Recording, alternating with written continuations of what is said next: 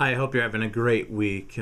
We are moving on in our study with Abram and his faith in God's promises, and we're in Genesis chapter 15, and this is just a chapter where God kind of reaffirms his promises to Abram. And so Genesis chapter 15 starts off with God coming to Abram and saying to him, I'm the Lord, I protect you, and I'm going to give you a great reward. And Abram kind of takes the moment to say, well, hey, hold on, while we're on that topic, if I get a reward, who's going to be the beneficiary of that reward? In other words, I have no descendants to be heirs to that reward. So what am I supposed to do with that promise? In fact, he goes so far as to say, the closest heir I have is a servant who has been born in my household and has always been a servant in my household. So is he going to become the heir of this reward? And so God says in verses 4 and 5, he says to Abram, I promise you that you will have descendants who will be your heir. In fact, let's go outside and look at the stars. And if you can count all the stars, that's the number of people that I am going to give to you as your descendants. And so Abram believes in the Lord. Verse 6 says, his faith is credited to him as righteousness.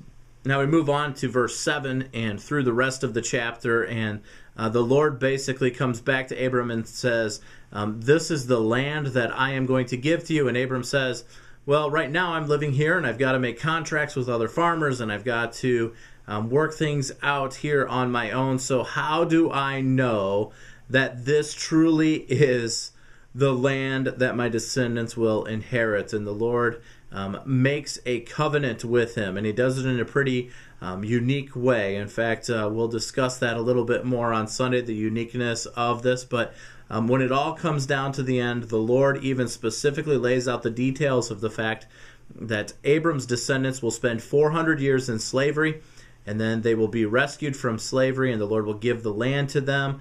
And then the Lord lays out the borders of the land and gets very specific about the promise that's given to him. And so Abram believes in him again. And so now how does that apply to a student that is a junior high or a high schooler?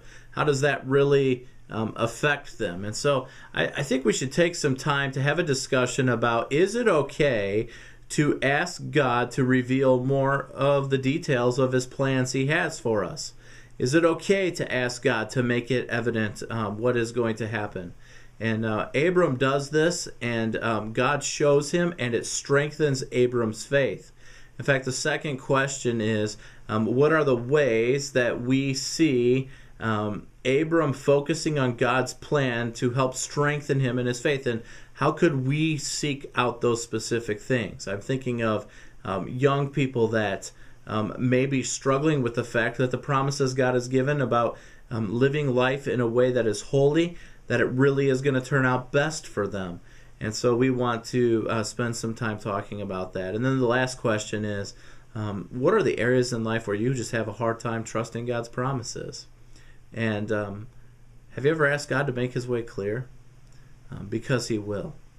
And so I hope that you'll be ready for Sunday. I look forward to seeing you guys, and have a great weekend.